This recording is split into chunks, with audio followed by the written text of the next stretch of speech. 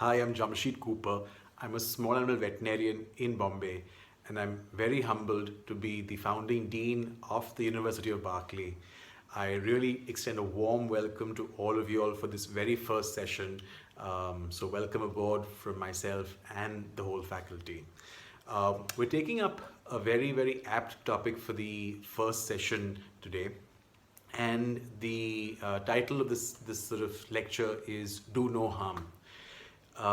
It's the very first principle or sort of a commandment in both human as well as veterinary medicine, that if you cannot do good, the first thing you should make sure is that whatever you're doing is not making the problem worse than it already is.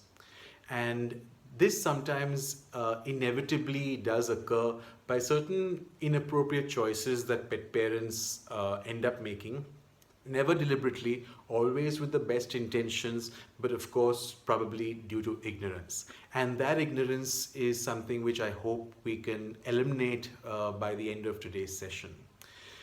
Many human medicines that we have access to in the home, we at times tend to reach out to when our pet is in some need of medical situation, which needs sort of you want to relieve sort of the anguish that the pet's facing, or the trouble that sort of the pet's facing. So we tend to reach out to these drugs that we commonly use. We think they're safe and they're beneficial, and we think that they will do the same for our pets. The first category of drugs which I feel definitely need to be avoided at all costs in both dogs and cats are the medications that we use for fever. The paracetamol group of drugs, crocin. You've got a drug class called acetaminophen, which is called Tylenol overseas, and I've seen some e-retail channels in India also that it's available on, so some of us may have access to it. So these drugs are something which we should never give a dog or a cat. I may probably hear some of you say that, look, I have given crocin to my dog in the past, and it actually helped him and nothing sort of went wrong. But it's probable that the hepatic toxicity which sort of occurs due to it, the damage to the liver that sort of occurs due to it, was not visible, or he didn't show signs, but definitely there was a load on the liver, and that's exactly what these sort of drugs do.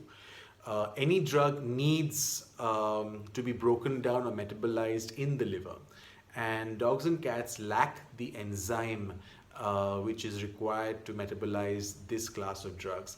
And in cats it can actually be lethal, or it may cause an anemia, which means the red blood cells in the body or in the blood are destroyed, leading to a reduced ability of oxygen to be supplied and carried in the blood and the body as a whole. So there are cats which we have seen who have unfortunately succumbed to a dose of crocin or an acetaminophen. So we must always remember that, and this is commonly said in the vet world, that a dog is not a small human being, and a cat is not a small dog. So things that are safe for you and me, our children, our human children, probably are not safe for dogs and cats. The next class of drugs which we may have some knowledge and access to in our homes are the painkillers, non-steroidal anti-inflammatory drugs that we sort of keep for ourselves. Maybe if there's a family member who's unfortunately suffering from arthritis at home, you may have those accessible. So if you feel a dog is in pain or discomfort and you reach out for these, there may sort of be a lot of damage which we are doing instead of any good. Ibuprofen, diclofenac, some sprays, we have some sprays for pains, aches and pains, body aches. Do not use these drugs or sprays for your pet in the event of any medical situation, you must always contact your veterinarian, and your veterinarian will sort of guide you and prescribe a medication. Do not self-medicate, never. I must also sort of add in over here, any drug, whatever it ever is always calculated based on the dog's body weight, which ensures that the safety and the efficacy of that drug is maintained and there is no harm that's done. The next class of drugs, which are very commonly misused and have great, ramifications, are antibiotics. Do not use antibiotics, at the drop of a hat. Do not use them like, peppermint and is popping little toffees. Always remember that when an antibiotic is chosen, a veterinarian sort of applies his mind or her mind in terms of which antibiotics should be chosen for what situation. One must have a justification to use an antibiotic. Overuse and misuse of antibiotics is a huge sort of concern both for human health as well as animal health. So never sort of use antibiotics without a medical opinion to do so. Always remember that when you have been given antibiotics to be given to your dog, complete the full course. An antibiotic should not be stopped prematurely when you sort of see improvement in the medical condition. Very, very important. Another sort of situation that we do find commonly and we see sometimes being misused are about the human sleeping pills, sedatives that we sort of may have or maybe prescribed for us. We see this commonly when we have well-meaning Good Samaritans looking after street animals, trying to sort of, maybe catch a street animal, and it's difficult to do so. So we think of sort of, giving them a sedative or a sleeping pill in their food or whatever, and that may sort of, help in controlling the situation, but this can be very, very dangerous. So always consult your veterinarian before using these kind of drugs for animals. Remember, like, you will see a small tiny pill and you say, look, I take a pill and I gave him just, or give the cat or the dog just a half of that, but that half is like a huge dose, for a dog or a cat. So these things require calculation. There are methods that are prescribed, that are taught to us, that are scientifically sort of documented and put down, and it's only based on these aspects that a drug is used and administered. So please do not sort of self-use sedatives or tranquilizers, sleeping pills for dogs and cats. Also, birth control pills. So at times there are situations where there's a mismating that's taken place and you want to avoid a pregnancy. Sometimes you feel that your pet is in heat, and probably the symptoms that your pet is showing because of being in heat can be resolved by using birth control pills, human birth control pills. These are sort of hormone based ones. They may be very different in animals, so please, once again, do not use birth control pills indiscriminately in any pet or any animal for that matter. Going further, we also sometimes are very concerned about what's applied topically for sometimes ticks and fleas. There have been situations where we've had people use things like kerosene oil, again, extremely terrible, burns the skin, terrible sort of, risks of, of course, burns and fires that, can sort of occur on the dog's body. So please, sort of, for ticks and fleas, do not use older remedies and older things. There are better, good quality drugs available, topical medications, which are appropriate in these situations. Also, I would sort of, since it's this is probably, a lecture of what not to do. Um, let's also definitely avoid cutting any dog's fur or coat, with a zero number blade, or giving them a crew cut where, you expose the full skin, because the coat and the fur actually act like clothing or a barrier between the say allergens or the environment and the dog's skin. So when you take off that barrier, you sort of expose the skin, you're actually probably, especially dogs who have sensitive skins, exposing them to a whole lot of more allergens than earlier with the coat would have been kept away. Another class of drugs which definitely sometimes do tend to get wrongly used or overused is minerals and vitamins. So if a dog is getting a good balanced diet, the need for supplements may not sort of exist. Again, make sure that you're using minerals, vitamins only on the recommendation of your veterinarian. Using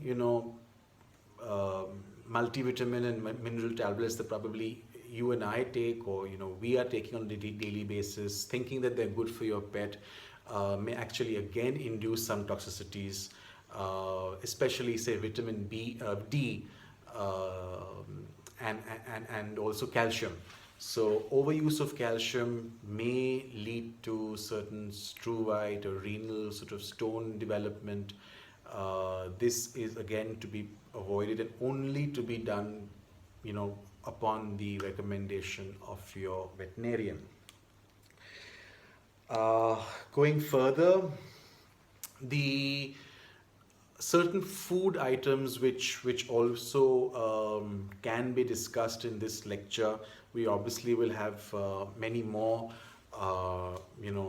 in-depth sessions on these by myself and my co-faculty members, but definitely letting you know about some big no-nos in this session. So never ever give your dog or your cat chocolate. Same story, it contains theophylline, theobromine, which again cannot be metabolized in the dog's liver, and this can cause acute toxicity, huge amount of vomition, sometimes even a lot of diarrhea.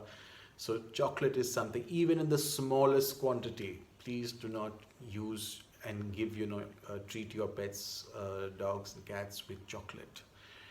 Stay away completely from grapes and raisins. They're shown to cause some renal kidney disease and damage, so that's a big no-no.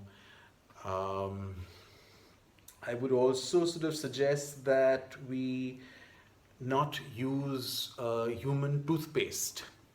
So human toothpaste can contain higher levels of fluoride than sort of can be used on a dog or cat.